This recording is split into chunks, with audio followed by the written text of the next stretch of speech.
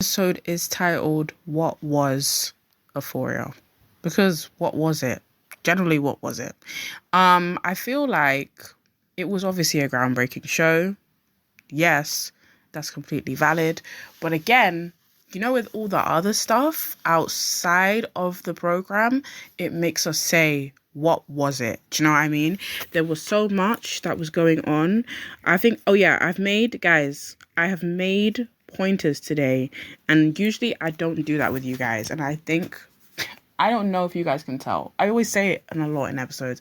I'm like, you guys can tell that I just dart to different places. But that is why you can tell that I have ADHD. Okay. So obviously I'm going to do my best at this. And then afterwards, I'm going to do other. Do you know what I mean? Just like, I think other will just be like me talking about whatever. I kind of obviously, first place we're going to start off here to get the ball rolling is Sam Levinson, right? So obviously he's a director of Euphoria.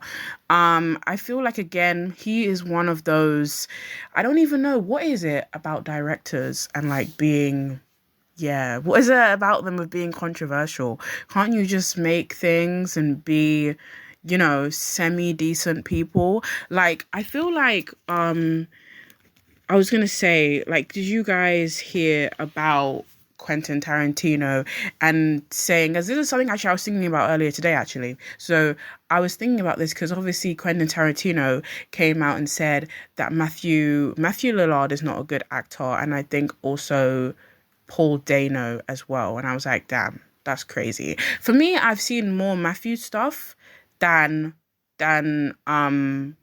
Paul, but I still feel like Paul's a good actor as well. And for me, anyways, Paul's been in, alongside people like Daniel Day-Lewis, and then even like he's also been alongside, like he was in Little Miss Sunshine as well.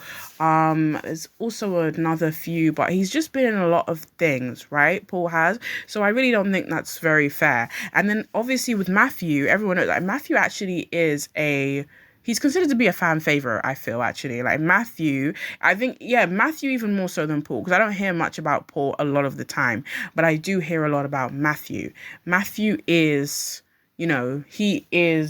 everyone loves him. Do you know what I mean? I've loved Paul Matthew for a long time. Like, remember, Scooby-Doo Matthew. When Matthew was in Scooby-Doo, and then also when he was in Scream as well. Anyways, I just did it again. I went on a tangent. But this is what I'm saying. So I think that directors always, like it's hard for directors. Again, this is my whole point, actually. That's why it ties in. Directors can't just be semi-decent people. This is our whole thing. And then again, with Sam as well, I feel like because Euphoria is such a, I don't know, like it has a lot of complex storylines, I feel. I don't know why. Do you know what I mean? We need someone who will be delicate and someone who will not like go overboard, I feel. But anyways, I searched it on here and it says Sam Levinson's controversies primarily revolve around his HBO shows Euphoria and The Idol. Yeah, The Idol. Let's not even... Bro, I didn't watch The Idol. And then, oh my gosh, remember, everyone did see the weekend scene that he did. And when he was talking to, when he's talking to Jenny and he's like, he's like, just shut up. I was like, that makes me think is even more. I never watched The Idol when it was out, but it makes me even more think, of course, Idol was, I mean, Idol was crazy. And then, of course, I think that was the first thing people really saw Lily Rose Depp in. And then obviously then she went on to do Nosferatu. Do you know what I mean? I feel like that's such a good jump that she did as well, to go from The Idol to Nosferatu, because obviously Nosferatu is way bigger than The Idol, of course. But like, dearie me, like you did your thing. Do you know what I mean? Also, obviously, we could also say Jacob, he obviously did his jump from Euphoria to something like Frankenstein as well. But that doesn't mean, you know what I mean? Although they've done their jumps, I don't know. I think what we can say is The Idol is obviously worse than Euphoria, and that's not crazy to say. It's just I feel like it's just a fact anyways. Like, I think Euphoria has more going for it than, like, you know what I mean, like what The Idol had anyways. The Idol just felt like, I don't even know what The Idol looked like, but it was just like a kind of roller coaster type of show, and it just kind of just, yeah, it didn't appeal to me anyways. And I thought people were talking about it, and like, I don't really think it had that much good acclaim anyways. And I think so anyways. It says allegations of a toxic work environment, clashes with cast and crew, and the use of gratuitous nudity. It says specific incidents include rumors of a feud with Euphoria star Barbie over her character's storylines, and significant production issues with The Idol, which involved major rewrites and reshoots. While some actors have defended him, citing creative freedom and personal kindness, others have reported negative experience. It says Levinson has been accused of using a gratuitous amount of nudity in the show. 100% he has. And then I suppose it says with Barbie, remember, actor Barbie feuded with Levinson over her character's cat storylines, which initially led to less screen time and Farrah walking off set. And I really liked Kat's whole character actually in this show. Like, yeah, Kat was, I feel like, quite a powerful character, because she's kind of supposed to be like, she was okay. They kind of want her to be the fat girl stereotype, right? That is what the lens was. But then I also feel like they also try to make her yes, be empowered, like an empowered fat girl. So I kind of feel like they tried to reconstruct the narrative, like reconstruct the stereotype. Yes, they're like, yes, Kat is fat, but she also, do you know what I mean? She also has power in that, and she controls that narrative, because obviously I feel like, as we know, in society, like, fat girls are always, yeah, they're always what's it called, just people always like to pick on them and say that, do you know what I mean, fat girls are small in comparison to skinny girls or whatever. And we all know about beauty, like the beauty issues in society. We know about them already. You know, you don't even need me to go on a tangent about those. You and me already know. We already know what happens, and we already know.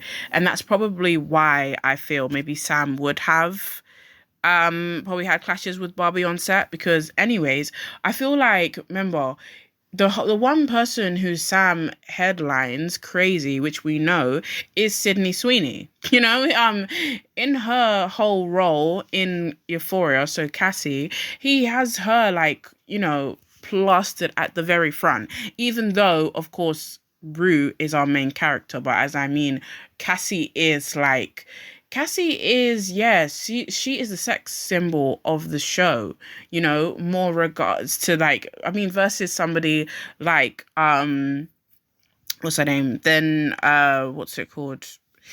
What's her name again? So more so than, the other one. So the other character, which is, yeah, Maddie. Like, I mean, of course they make Maddie seem like Maddie is the classic mean girl trope, but I just don't feel like Sam really what's it called, pushes her character in the same way he does Cassie anyways. Because honestly, this is what I'm saying, like, Cassie, like, when they say that, yeah, he did push a lot of, like, nudity stuff, he did, because most of the time you were generally just seeing Cassie be naked, like, and obviously it was always it was always her boobs, like, they were just always there. Like, not to say that they wouldn't be there, but I mean in the way that he would direct. That's what I mean, you know, his creative direction, as we call it, because that is what being a director is.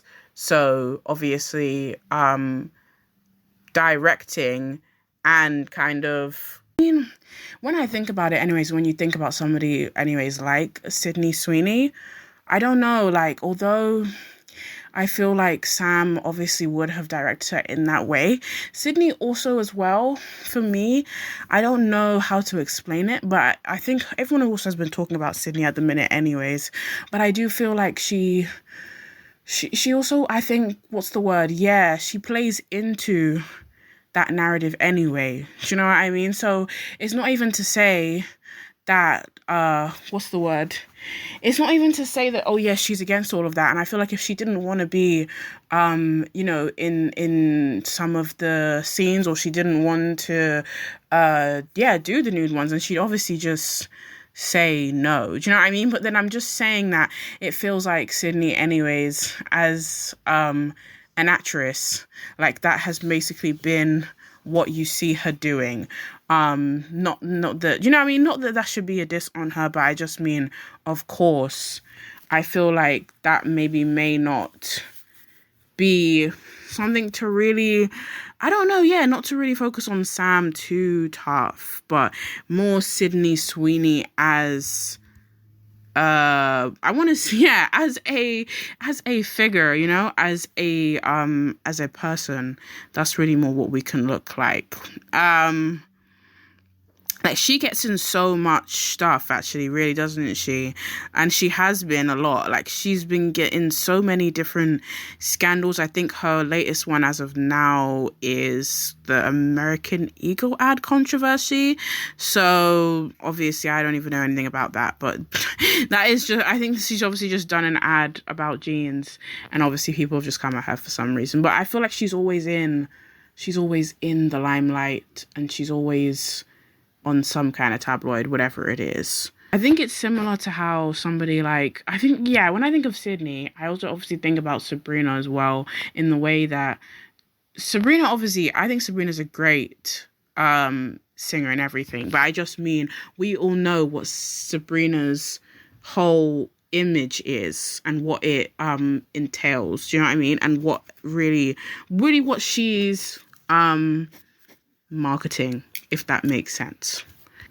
Yeah, because anyways, what I was saying about controversial directors early anyways, because yes, exactly. There's like Sam, I was obviously talking about Quentin, there's obviously like Ryan Murphy as well. But that's what I'm saying, like, why is there so many of them? I'm just like, and not even like exactly, not like, oh, I was just this three. So you think, oh yeah, it comes up in threes. Like, no, it's generally like there's more, but it's just we can't think of them right now. But it's just like there's just so many of them that do that. So yeah, and I think especially, I suppose exactly the worst thing that I think everyone focuses on is the fact that obviously he's doing teen shows, but then he just makes them a bit too, what's the word? Explicit. So obviously he just probably goes over the line, like, you know, when teen shows, this is actually a really good it's actually a really good segue into, but like, I feel like teen shows, they used to be so like good, and they also weren't even that, do you know what I mean, they weren't even that horrific, or in the way that Sam's show is. Like, I think I remember one time, I wrote about something one time, I think in regards to Euphoria. I was writing, I don't know if I ever even, did I finish writing it? I never finished writing anything. You know, I've told you guys this before. So like, I feel like I was writing an article about Euphoria versus Skins, and just in the way that, like, I mean, both of those shows are both teen shows, but then I feel like, yeah, they both do them in different ways though anyways. And also, like, Euphoria's more graphic, more hard hitting.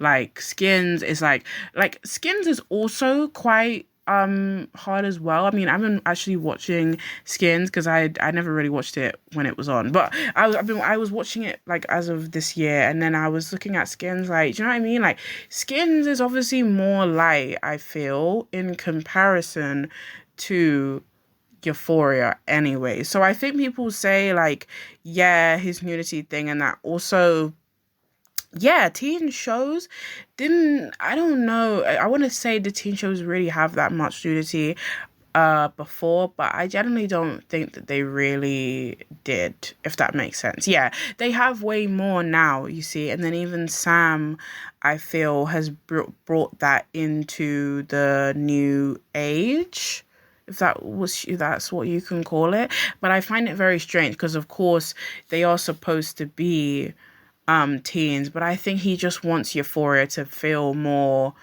yeah, to be have more of a mature spin on it, even though it's about teens. This is my thing. I don't know, it's very odd. And I know that obviously, I think, yes, Euphoria is, or I think, yes, Euphoria has an age rating, sorry. Like, I think it does have, it's marketed at people like 18 plus or more or whatever, because I obviously know that it has so much, like, yeah, so much, so, it's like shocking things in it. I think, oh, this article is actually really good that I found. Anyways, this is a Parade. It's written by Parade, and it says the Sam Levinson controversies. We'll move on from Sam in a minute though, because we've already been talking about him for like 15 minutes. Like we said, he's not even that great. Like, do you know what I mean? Like, he made Euphoria, but I always think sometimes when I think about when stuff are made, I'm like, I don't really want to focus too much on the person who made it. I want to focus on the people who are in it. You know, people who made it what it is. Even exactly, you can think of somebody like J.K. Rowling, for instance, and really you want to say J.K. Rowling made Harry Potter, but is she Harry Potter though? No. Like, I'm just like, that is what I do, you know what I mean? And I know that sounds like the separate art from the artist phrase, but it's not that though. Like, I just think that there's different ways that you can do that, I mean, and I always think separating the art from the artist really only does work when it comes to like music. Like, music is the easiest one to do, I mean. Generally, if there's somebody who has controversies, all you can do is not all you can do is not listen to that person's music, and that's fine, because there's so many more artists in the world as well. So that is my whole thing. I think that's the easiest one to do. But I'm just saying, with Harry Potter, like, J.K. Rowling is the creator, but Harry Potter has Daniel Radcliffe, and like, do you know what I mean? She's not Harry. She's just the one behind Harry. Do you know what I mean? She's just behind him. She doesn't even really do anything apart from write it. You know, like, and I mean, that sounds so rude. That's so rude. All she does is write it. She doesn't do anything else. Yeah, all she does is write it. But anyway, so let me go through this Parade article. It obviously says that they feel that Sam has a relentless stench of nepotism. So that he obviously hires Napa babies like Lily Rose, Vanessa, John David Washington, and also Maud, and also Leslie Mann. But I don't know, that's not something actually really that I've really focused on, I mean, of the nepotism thing. Like, it's interesting because I feel like, yeah, like Zendaya also needed to be Rue. I don't think anyone else could have been, but I don't know if I really focus on the nepotism too much. Okay, and then I think the next one says that they have grueling work conditions. And actually, I feel like, of course, a show like Euphoria would have grueling work conditions, actually. Like, I don't know why, but I think I've just thought about that. You know, when people talk about, how, yeah, how lots of, I think that goes back to something like manga, and how obviously people who work in those industries, they have to work so hard as well, and they don't have good work conditions, because obviously they're just there writing day and night, and like, they go on for hours and hours, and they can't really have any breaks. But I'm not surprised about that too much, actually, because I suppose I meant with what goes into Euphoria, I think to myself, of course Sam Levinson would be a perfectionist in a show like this, just because of its subject topics. So there's the next bit that says, Sydney Sweeney got tired of nudity that wasn't necessary in Euphoria. One of Euphoria's biggest breakout stars is Sydney Sweeney, who was frequently shirtless in season 1. That got old, and by season 2, the Madam Web star felt empowered enough to call Lewison on the frequency of her on-screen nudity. Oh, I love that for her. Do you know what I mean? As to say, no, I don't want to do it. And then I think they also said, what was it? Chloe Sherry as well, co-star, stopped her from almost immediate nudity on Euphoria as well. And that's so crazy. So she was expected to be totally nude on her first day on set. her very first day. That is crazy. Like, you're gonna come in and then immediately just be naked. Euphoria is such a random show. In hindsight, I'm going to insert that article in the description for you to read yourselves. But it did actually touch on a lot of different good points, really, and it does sound like exactly an all as a all round and as a all together picture. It does sound like Sam obviously is a bit iffy, but then I do think that that's what happens sometimes with directors, actually. And I also think another thing, I guess, with directors is they have too much power when they create things. So I think that also goes to their head a little bit. So they just start doing like really weird things as a way to, that's the image that they have in their head. And I understand, listen, like, why they do that, because I mean, when you're writing a story and you have all these characters in your mind, you just have a vision as to how it should look.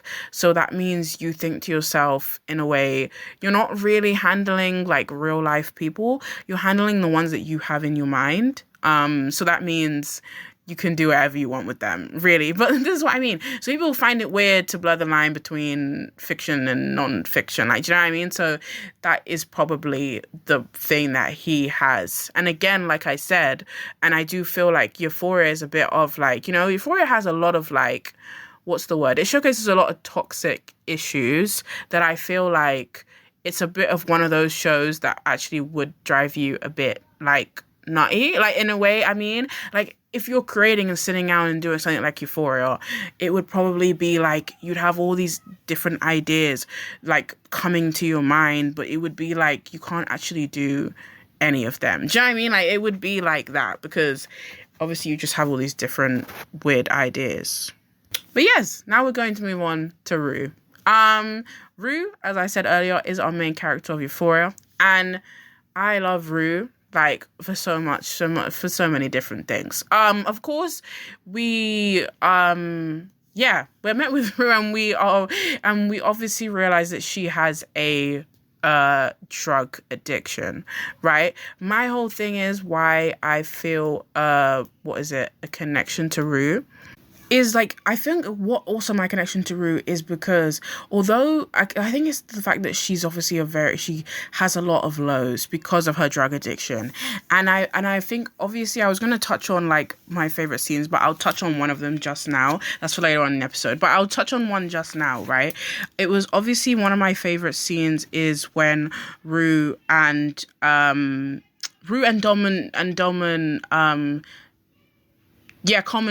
what's his name? Common Domingo.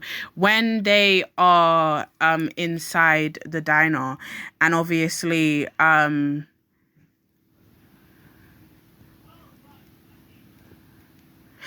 when they're inside the diner and they're obviously talking about, about Rue's whole like journey, and not even like exactly not like her sober journey, but as in like her whole journey of being on drugs and all that stuff. And I think that's a very strong scene because she's obviously talking about how she just really wants to be she wants to be the daughter that she wished that she could be, but obviously she can't be what her family wants her to be.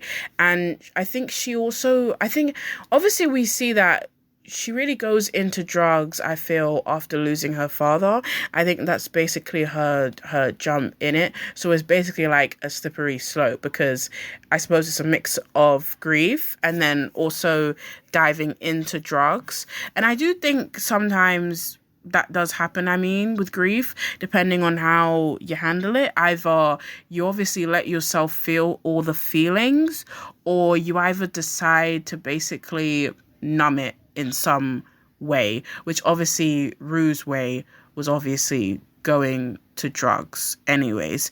And oh my gosh, another fave scene that I just thought of was also when Rue goes to Fez and she's like, Fez, please. She's like, open the door, Fez, open the door. It's like, I need drugs, Fez, can you help me? And then she gets mad because he's not giving it to her. And obviously he's just sitting in there and he's not saying anything. Like, that scene is so powerful because I feel like he wants to help her. Like, that's his friend, but he obviously can't give her drugs, because it's like that's one thing you don't want to do with somebody who's a drug addict. Like, you don't want to help what's the word, like encourage their addiction. Like, you never really want to do that, and that's why Fez is just like, oh no. And then, I mean, this whole thing, like, Euphoria is a very like roller coaster show. Like, even remember how I said I use that term about The Idol as well, but I feel more like, okay, I feel more like The Idol is a car crash, actually. Maybe more, like, that's the better term for than that Euphoria is a roller coaster, because of course we're going on so many different journeys with all of the characters in this program. And then also, like, the roller coaster thing is that also because Rue is our main character, and we're basically seeing what a drug addiction looks like through her eyes. I think that's, again, also the roller coaster lens. You know what I mean? This is just all this stuff. Like, especially remember even the ending of season 1, and in the way that, like, you know, I feel, well, Rue was obviously like sober, but then of course the what's it called? What's that song at the end of it again? I'm giving it all for love. Taking it all for love. But I forget what the song is called. But so that one, then obviously there's all those people in red in the church scene, and then, I mean, not the church scene. Sorry, the church scene is one of my favorites again, but not that one. I meant the one at the end of season 1, anyways, and that's when they really used that scene as a way to explain to us that Rue has decided to go back to drugs after, you know, after not wanting to.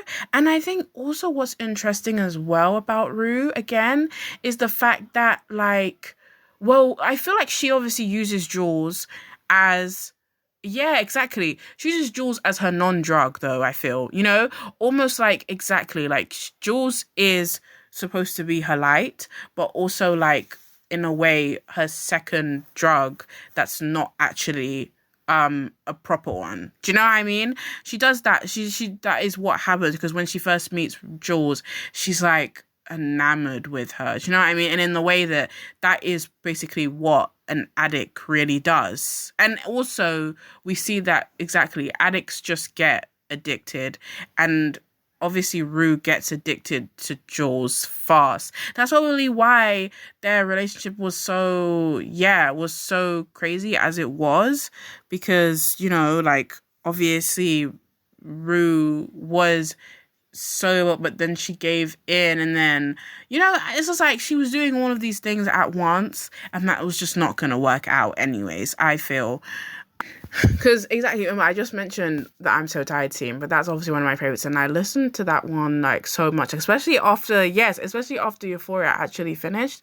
I listened to I'm So Tired so much, just because it's like, I think I'm So Tired is one of those songs that's just supposed to be like, of course for Rue, it's like, oh, she obviously keeps going back to drugs and she can't not do it, and I think it's almost like it's her reason for living. And then it's like she also doesn't even want to live because she's so addicted to drugs. So I think I also was like clinging to I'm So Tired, because you obviously just get tired, like, with life, with like existence. Not even, I'm crazy, not even to go in deep, but this is what Euphoria makes you think anyways. Euphoria is one of those shows actually that makes you question things. You know what I mean? I mean, I'm sure none of us, you know what I mean? None of us are like on hardcore drugs like Rue, but we can still, relate to, in the way that, you know, there's all these stuff, like, I suppose her mother issues, her dependency on things, you know, we all get like that sometimes, you know, a bit of codependency on things and others. So that is why I feel like she is so powerful, and just not even in the way of just like, you know what I mean? And I think she definitely is possibly one of my favorite characters in the whole entire show. There was times, though, I will be honest, there were times, I remember when I first watched Euphoria, and there were times when I saw myself in Cassie and I was like, whoa. Because actually seeing yourself in Cassie is really scary, just in the way that like Cassie is able to fall for people, and I think that is what she showcases anyways. Like, I think it's her what's it called, maybe naivety, yeah, probably one of those, and her also hopelessness in romance, I think. So she's the type to fall for people based on their kindness. And I just mean, like, for me, I looked at myself like, don't I do this? I mean, this is like in the way of just like, oh, like, I know what that's like anyways, to just be like, oh yeah, this person, they really like me. Do you know what I mean? All just on basis of small things, do you know what I mean? Which are not real, you see? But that's what I'm saying. Like, Cassie's the type of character that you relate to if she's like, you know, if you're very you like to live in delusion, and as you live in delusion, you get head over heels, and obviously most of the time it's you looking like you're insane, basically, all by yourself. Also, you remember when she's wearing the dress, and they're like, "Oh, Cassie, are you in Wizard of Oz?" And Cassie's like, "No." She's like, why are you guys making fun of me? Do you know what I mean? And she's like, "Oh, I like Nate and Nate likes me." And we were like, does he? Like, you know what I mean? We were like, does he like you though? Who said?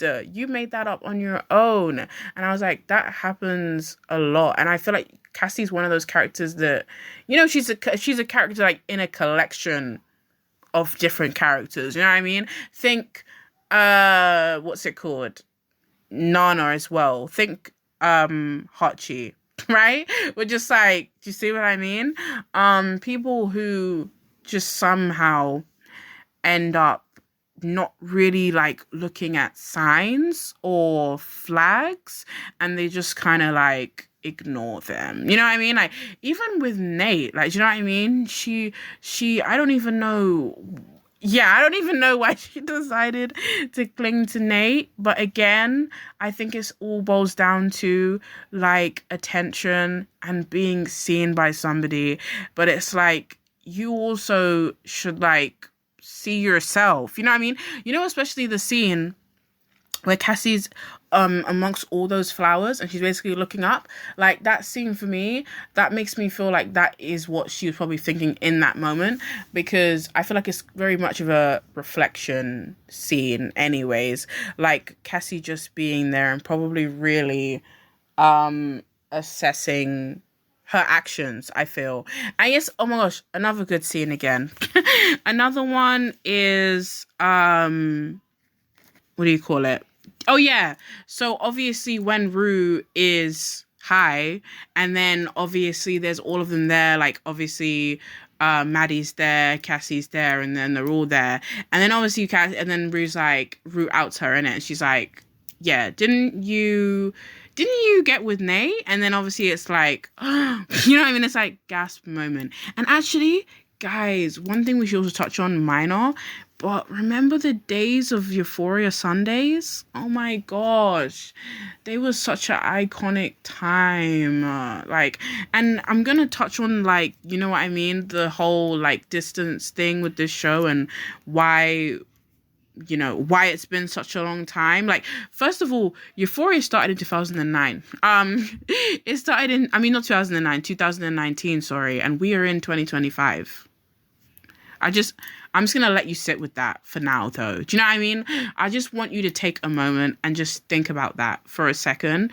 And then, yeah, then we'll then we'll reconvene. And I think that scene anyways reminds me of like why you wouldn't want a friend like Rue. Like that was my whole thing when that scene came out. I was like, you don't want a friend like Rue because they're a slippery slope and like they're always on drugs, high off drugs, out of their mind, and you're just like, you can't trust them with any kind of information. You actually can't. Like it's not gonna work. Like they're always just on drugs, and it's just like, what can you do? Like, you know what I mean? I'm sure there was a few times Rue used to also lie to the group and be like, oh yeah, no, I'm not taking drugs anymore. And then the whole fact of the matter is she would be on drugs. Like she literally would be on them, and they'd be like, okay, but it would be like, and especially even that scene too anyways, like they were like, hold on Rue, like what's going on? They were like, hold on Rue, you're coming a bit too like a bit weird. You know, again, also another interesting scene actually again was also when Rue displayed what depression looks like. I feel, in the way, like, I mean, okay, it was depression / addiction anyways, because of course there was obviously the scene where she was in bed and then she was like, she used to go to the toilet, but it's the fact of the matter is that when you bed rot or you're depressed, exactly, we're like depressed in a rut, you basically don't want to get up to do anything, and it's like you're so unmotivated, you can't even feel your legs, and it's like you just don't get up, and it's like, I think it's because exactly when you do suffer with mental health, it's something that people can relate to, like, you know, and be like, you know, I've been there where it's just like, oh, I can't do this today, and I can't be around these people today. Not even like that. I said around these people, but I just mean in the way that you're just like, you know, I can't socialize, I can't talk to anyone. Please don't bother me. And then it's just like, I just mean it's the desperation in the way that you won't even want to get up to go to the loo, because it's just like, if you have to get up, then the whole thing's done. For me, actually, you know, in the whole bladder thing, for me, I just don't like getting up to go to the toilet when it's nighttime and I'm in bed, and like, because it interrupts your flow state. Do you get what I'm saying? Like, you'll be like waiting and like fading and drifting off to bed.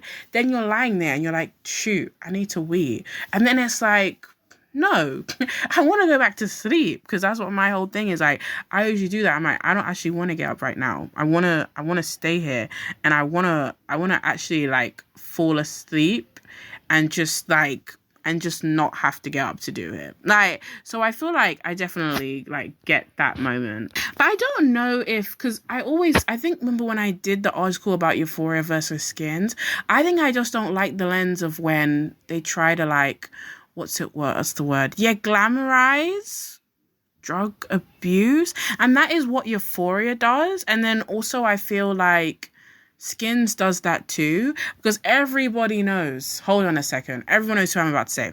Effie Stoneham. Oh my gosh.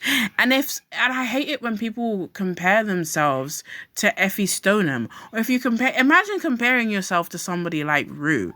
Like, we're not gonna do that. Do you know what I mean? Like, you wouldn't want to compare yourself to these fictional characters. You know what I mean? Like, it's not good. Like, it makes them, exactly. I don't like it when they make it like okay, obviously it has an element of realism, but I mean in the way that they make it seem like it should be justified, or it should be okay, or I guess you can keep going back to drugs in the way. Do you know what I mean? And I also think a lot of the time, people sometimes, I suppose when we're watching things, we don't really like to, like, what's the word? Not really think about it from a logical standpoint. People always want to have their thinking caps on 24/7, when it's like, for once, just like get lost in the story and don't think about what the real life indication is. You know what I mean? I'm like, don't think, oh yeah, Rue is somebody who suffers with drugs and she looks like she handles it pretty well. And it's like, no, she doesn't. Obviously, you didn't get the program. Obviously, you didn't get what the program's about, because you shouldn't be taking drugs. And then you also shouldn't compare yourself to Effie Stoneham. And if you are, you need to seek help. Actually, that is what I don't like. And there's that downside anyways. You know what I mean? That's what I always think. There's negative implications for everything, isn't there? No matter whatever it is that comes out into the world, I always do feel like there's always some kind of little slimmer where then there's a little window where people will be like, oh, maybe that means that it's fine. But we're like, no, this is a program. It's a TV show. Please stick with that and stay with that it's a TV show, and leave it at that. Don't go any further with it though. Don't move anywhere else with it. So that's why, even going back to the title, exactly, what was Euphoria? What is that show? And then again, but I spoke about Sam in the very beginning, and I'm like, he's probably not the guy to even create this show, because as I said, he takes it too far. And I do think Euphoria's message is very strong, but I don't even know, he just fills up the show with stuff that, I suppose, remember what Sydney said when she said the nudity scenes weren't necessary. He does stuff like that, where he does unnecessary, what do you call it, plot holes, but exactly, so just placeholders in programs, just so really you can fill up your runtime. I'm like, no, don't do that. Actually, you can end it right here if you want. That's fine. Because I just saw this on Google that says, while some find it too dark or glamorizing, many appreciate Euphoria for its honest, messy, and empathetic look at growing up in a challenging world, making it a significant culture touchstone for young women. Oh, and it says, what mental illness does Cassie have in Euphoria? Oh, yeah, she has lots of mental disorders, of course. It says anorexia, and then low self-esteem, and drug addiction. But hold on. I was like, does Cassie have a drug issue? I thought she doesn't. Or actually she might do. But it feels weird, because exactly, Euphoria feels so long ago that it's like, I can't necessarily even remember everything. I mentioned to you guys about I've mentioned 5 favorite scenes so far, and I feel like that might be all that I have, because generally, obviously, as I was saying, that I will get on the break in a minute, but it's I do feel like, because it has been so long, it can be a bit difficult to really remember everything that took place. I feel like it's been such a long time, and I think it's a type of show that you probably do need, I don't know, yeah, you probably do need it. I meant constant, just for it to be more groundbreaking. Oh yeah, another fave scene anyways, I suppose, would be, so this is number 6, but this is season 2, episode 7, episode 8, so it's oh, is this play about us? That was hilarious. That was so funny. And I feel like they forget that Lexi sees everything. That's what I like about Lexi, actually. Lexi is also quite a very good character too.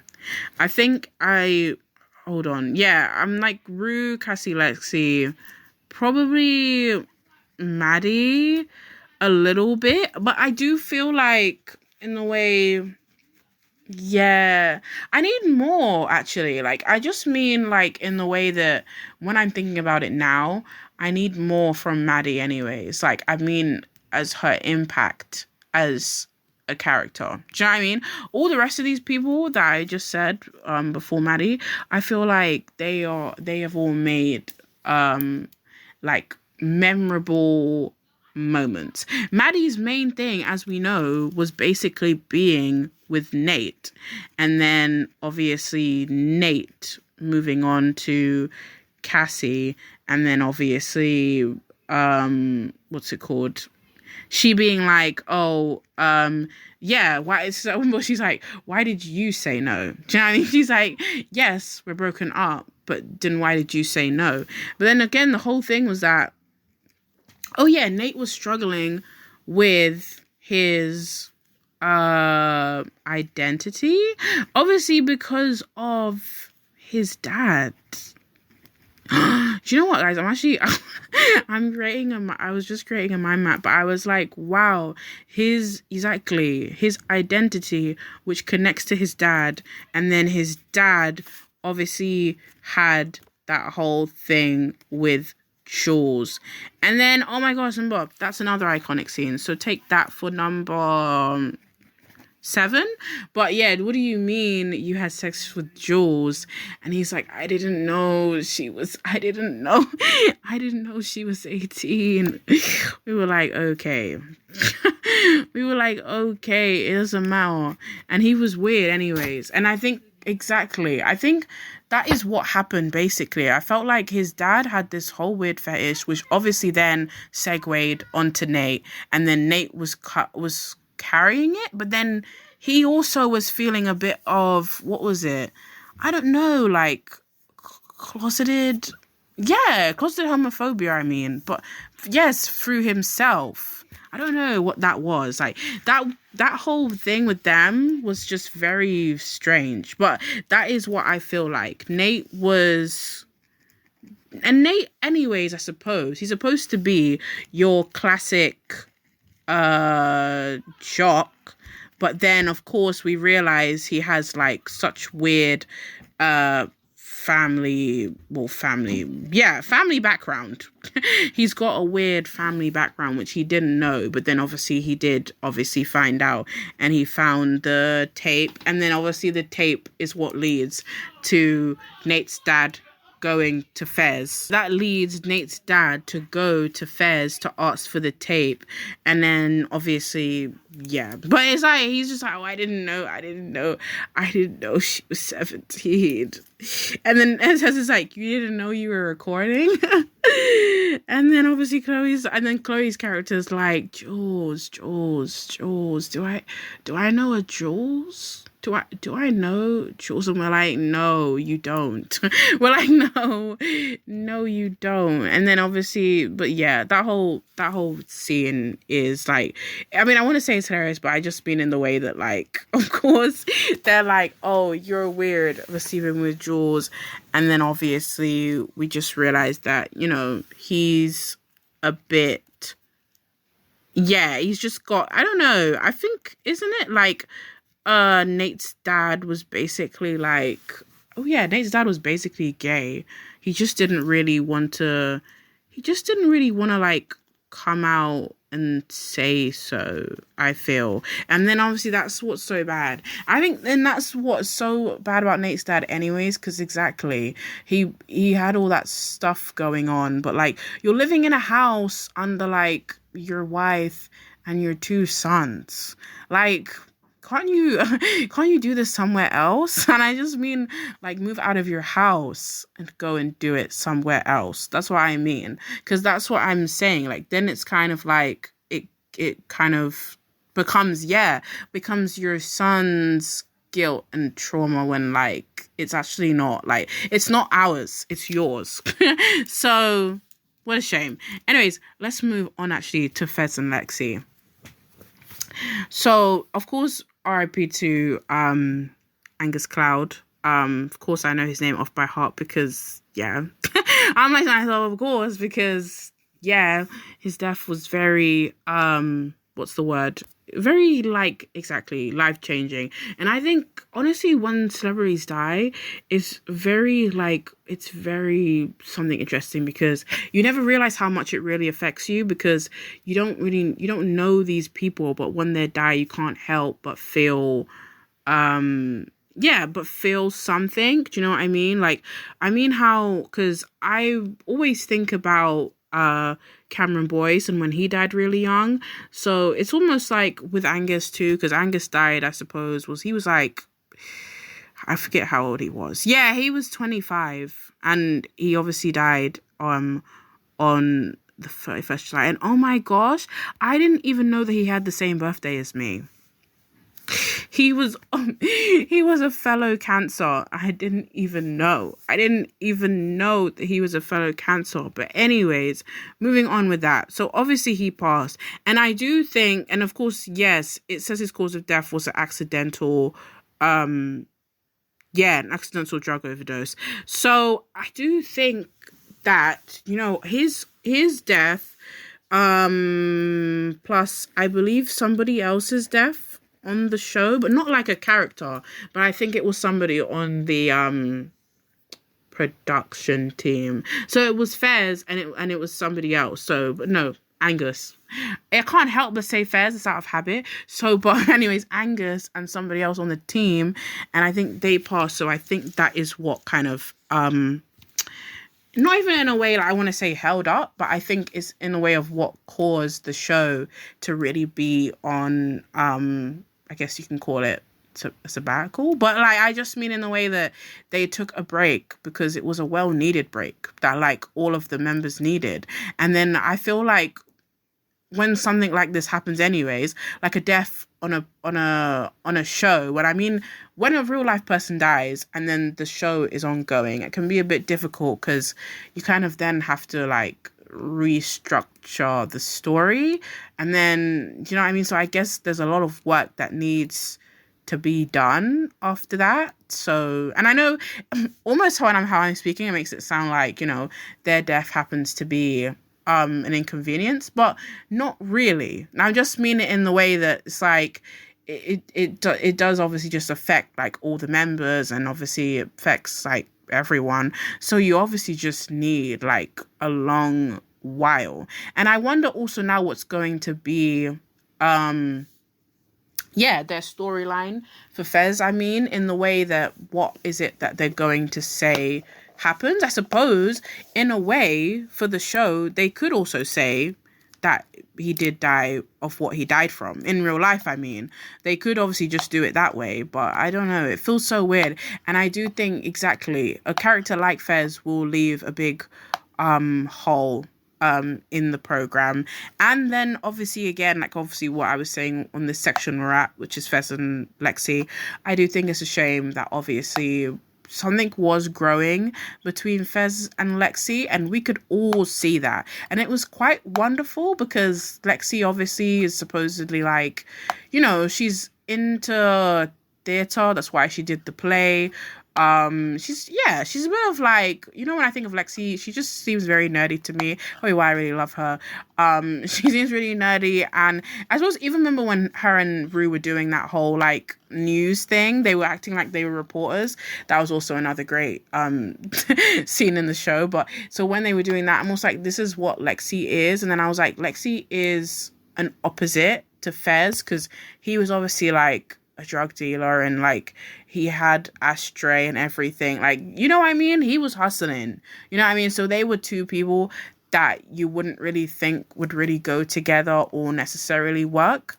So that was why their relationship was probably just going to be, it was going to be perfection. I feel it's going to be amazing to witness. So that's what I mean. And then who even knows what will be in store for Lexi. And I just mean in the way that like they obviously would have to they would have to scrap that storyline. So who knows what would be Lexi's next bit. And I think you always forget, like every time when I watch Euphoria, actually I forget that Lexi is Cassie's sister. And even obviously I suppose when she was talking to her mother and Lexi being like, I'm not the only person who's in the wrong, blah blah blah, she was doing all that victim card stuff, like, but we were like, hello, you are the issue. But then anyways, it was like she was doing all of that, and I was like, I sometimes forget that they are, because of course Lexi and Cassie are like complete opposites. And it's not even the way that I think to myself, oh, siblings should be, I don't know, mirror images of each other, but it's just like I've always thought, wow, like I've always thought like Lexi, you got obviously strapped with your mom and Cassie, and they're both completely, I suppose, on a different planet to you, and I'm just like, that's crazy. And I think also season 3 also, I think people are saying, I just saw an article before actually when I was on Google a minute ago that said something about how they believe that season 3 is going to be a failure, which I hope not, because the fact of the matter is nobody wants season 3 to be a failure. We've waited for it for such a long time. So like that's really weird. Like I don't know why anyone would say that. So like why would we want it to be that when it was like it was such a long wait? So who even knows what's going to happen? And then I think they're saying that everything we know about season 3 of Euphoria is that there's going to be a time jump and some other thing. Yeah, there's going to be a time jump. There's also going to be, yeah, just different storylines. And yeah, and I think with a show like Euphoria, you would think that they would have a time jump sooner, yeah, very sooner than later or whatever. But they do need to obviously go back, remember, anyways. I think, which they will do, I mean. They would obviously need to go back, which obviously everyone wanted to know, which was how Rue was going to be able to get out of that drug deal that she was doing with that woman. So you basically want them to touch on that. And then I suppose they would just segue into the time jump. And then we just see where everybody is at. Do you know what I mean? See what everyone's at, see what they're doing, see how they're living. If I don't know, if I suppose if Rue and Jules will, I don't know. It's just, I think obviously where we want Rue to be actually, I feel, in general, is just, you know, in rehab and clean, and also, yeah, so she'll be clean and then she'll also come out as a fresher person. And I think that's the type of thing that you would want for a show like Euphoria anyways, because if we're met with Rue at the beginning of the show as a, well, semi-recovering drug addict, but then also dives back into it, then we would want to be kind of left with her as some kind of, you know, like some kind of turnaround, some kind of progress. We saw her have all the, you know, have all the breakdowns. We kind of want her to have ups now, you know, we want her to have ups and have more highs than lows. So exactly. Also my obviously like one final scene before I move on to the last section is I wanted to talk about, oh yeah, one final scene, which is when they brought in Dominic Fike, right? And then there's that song, wait, hold on. Yeah, I think Dominic Fike also, okay, this might be just a little bit, yeah, this is a little bit longer than I thought, actually. So Dominic Fike was a great addition to Euphoria anyways, and obviously I liked, you know, his character. He obviously, well, he came into like Rue and Jules' relationship almost like they were having a throuple at some point, but it was just weird. But it worked out, but I still mean it was just really strange anyways, because he would be in the middle of them and then he'd be like, oh, Jules, like, what's your body count? And then Rue was like, what? And then, you know what I mean? I'm just like, hold on, you're kind of causing problems in the relationship, but that's okay. But anyways, that was one of my favorite scenes, was obviously Elliot's song, and I thought that was perfect. But then, of course, I knew that there's no way that they would bring Dominic Fike into Euphoria without him having a song, because he's an artist, so that would be strange. We'd be like, what else is he doing? What else is he doing here if you're not really gonna have him sing? I mean, that would be weird. And I suppose Elliot was just supposed to be like somebody who Rue could relate to in the way that they were both kind of, I don't know, on the down. Like, I meant in the way that they were both people who were taking drugs, I feel. Oh yeah, before I talk about Jacob a little bit, in a minute, I was obviously going to say also, Euphoria gave me Zendaya singing again, which obviously I've needed for a very, very long time, because ever since she did Replay, or when, bro, I grieve Zendaya's musical career every single day. Like, I do. And people will say that's a joke, but I posted about it before. Not even like, not even here, but I mean, I've posted on my TikTok before about Zendaya and her musical career. And I always say, like, imagine what Zendaya's musical career could have been. And then, of course, we got to have her in The Greatest Showman as well. But again, that's a movie, so it doesn't count. I mean, it counts a little bit, but not a lot. So, but it's just like, why is it that we didn't get a lot out of her career? And it could have been so great, I feel. So phenomenal. It could have been amazing. And I've been playing Replay, like, a lot also, like, in these past few months, past few years. And I'm just like, I think Replay, actually, funnily enough, guys, Replay was in my Spotify Wrapped. It was in my top songs of 2025. And I was like, well, of course, because I played it so much. I played it so much this year because I need Zendaya. I need Zendaya as a singer right now. You know, I love that, you know, that she's an actress and she has been acting for a very long time, obviously, since she was on Disney Channel. But, you know, as Zendaya, if you could come back to music, that would be fantastic. That would be great. I would really appreciate it. And I would be your number one fan, which I am anyways. You know, like, I am your fan anyways. But I'm saying, if you came back to music, even more so. Do you know what I mean? And I'd make sure that you were, like, my top artist. People, obviously, I saw this. Okay, touch on Spotify Wrapped a little bit. I saw people say that, like, people are getting Frank Ocean for their top artist, and they're like, oh, why is Frank Ocean your top artist when he's not even making music? But I don't think there's anything wrong with that. Do you know what I mean? Even if an artist doesn't make any music, and hasn't for a long time, that doesn't mean anything. It means, like, you should still bang out the music they do have. Like, honestly, rack that up. Like, do it repeatedly. Make it like it's exercise, and it will just become normal. Like, you'll just keep doing it every day. And I could even do that if I wanted Frank to be mine. And I don't know if I could do that with Zendaya's, because again, I don't feel like her musical career wasn't as big as I would have liked. And I suppose if I researched into her career, I probably wouldn't see very much. So yeah, but it's not for shame. I'm gonna still listen to her, of course, because she just has a great voice. And then obviously she obviously sang on season 2 and season 1, so that was really great. Because she's done like practically 3 of the songs on Euphoria now anyways, because like I said, she did the one on season 1, then Elliot's song, and then also I'm So Tired as well. So exactly. And I think, remember, there was the video, where she did come out with Labyrinth singing it, and that video, yeah, everyone's seen that video. Again, it's always on TikTok, and it's always there, and everyone saw her perform. So I think the people want her to come back to music as well. That's just me, you know. I don't think I'm alone in it. I think other people want her here as well, basically.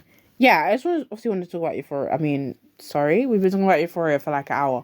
But I wanted to talk about Jacob, though, just in the way that, sorry, excuse me, guys, just in the way that like, I'm obsessed with, like, you know, I'm obsessed with his career right now, I feel, actually, because he's doing so well for himself right now. And to think that he went from Kissing Booth to Euphoria to also Elvis, and I suppose you can fit Elvis. I forget when Priscilla was made. Oh no, Priscilla was made, like, I think like 2023. That's just a guess, because I remember I did go to see it, but I just mean that, really, I do think, yes, Kissing Booth was first, and then Euphoria was right after it. So, and then you probably would have Elvis in the middle, and then you'd obviously have his segue to Frankenstein, which is his last spot. But then also, of course, which is his next upcoming one, which is Wuthering Heights. So yeah, he's doing well. But the fact of the matter is that although with Wuthering Heights, this is my last final point though, I just think, of course, everyone has said, though, he's not really like Heathcliff. But I do think that Wuthering Heights does look very promising. Just in the way, I think I saw a little clip today, which I think was about the costumes from Wuthering Heights, and it does look good. Like the costume does look good because I love fashion, so I'm just like I feel like. You know what I mean? Like, I can't necessarily be that mad at it, you know? We'll just see how the film goes as a whole. But when I looked at the costumes, I was like, yeah, they did their thing on that. So maybe we can't be too mad at it. And I think, remember, isn't the person who made, yeah, the person who's directing Wuthering Heights is Emmy, who did Saltburn as well. And that's probably why she chose Jacob, because hence she's worked with him already. And as we know, directors do this a lot anyways, you see. They choose people that they've worked with already. And it just, I feel like it's easy for them because they know that the actor / actress will be good in said role, and then they don't really need much to really worry about, do they? You know, when you say it like that, though, it does sound lazy, but hey, that's just my opinion. It does sound lazy a tiny bit because, of course, you know what I mean? You could still get somebody new, or you could get someone who remotely looks like Heathcliff. And yeah, and they're just obviously going for Jacob because he's a good looking 6 foot something man. So yeah, and he's such a huge guy. I mentioned that in my previous episode, remember? Yeah, when I was talking about Frankenstein, he's such a huge guy, and I was like, who would have been able to play Frankenstein? Because who's as tall as Jacob is? I can't lie to you. Who is as tall as this guy? Like, it's so terrifying, like horrifically tall, like in the way that he is extremely, extremely tall. But yeah, and of course, I feel like in like if we think about Nate, in the show, I don't know if like Nate really is for me like exactly like a liked Jacob character, because we all have that. I mean, you know, when you think about your actors and you think about their roles and you're like, which ones are your liked or you like or you dislike or you're most liked. I mean, but Nate's not really like, you know, he's not really up there because, for one, like I said in this episode, he's basically just like, yeah, he's basically just a jock in this show, and he's also like really annoying. That's why right, that's why Fez bottles him, because he's just irritating. And then he has a really like, exactly, he's got weird dad, and like, yeah, because it's like, we're not even, I think with Nate's dad, like I was saying, it's not even like, oh yeah, you slept with Jules and she's underage. It's the fact that, like, again, you're doing it under your home, and then like, yeah, it's a lot of different things. Exactly, we're just like, it's not that you're gay, it's that the children, the people are underage. That's what it is. You are a grown man, by the way, just so you know. So that's, again, that reaches us to actually, what was Euphoria? Do you know what I mean? What was it? It's gonna be continuing, so yeah, I will see you back here then, actually, again, remember, when season 3 comes out, which I believe is April 2026, but whatever. I'm not mad at it. Like, 2025 is ending, do you know what I mean? It gives us something to hope for, and I think 2026 does seem like it has a lot of things on its horizon that we can all hope for, although cinema is dying, so there's also that. And it feels weird to end with you guys on that, but I'm just saying, cinema is dying, and let's keep it alive, guys. We will. Do you know what I mean? We generally will. Like, I think in my head, for me, as having my podcast, we'll keep cinema alive by being here and discussing these things, right? Because we can. And even if, you know, streaming services want to take over the whole world, which, this is the whole thing, they've been trying to do that for a really long time, but we won't let it. And for me, I won't let it, because I'm very much into physical media anyway, so I'm not gonna let the streaming services win, not even a little bit. Because if I need to, don't you worry. I'll take my hand out of the streaming services pocket and I'll go and buy a DVD. I don't actually care. Like I and I'm like, I never cared actually. You guys will not stop me. I love cinema. I love you guys, and thank you for listening. See you in the next one.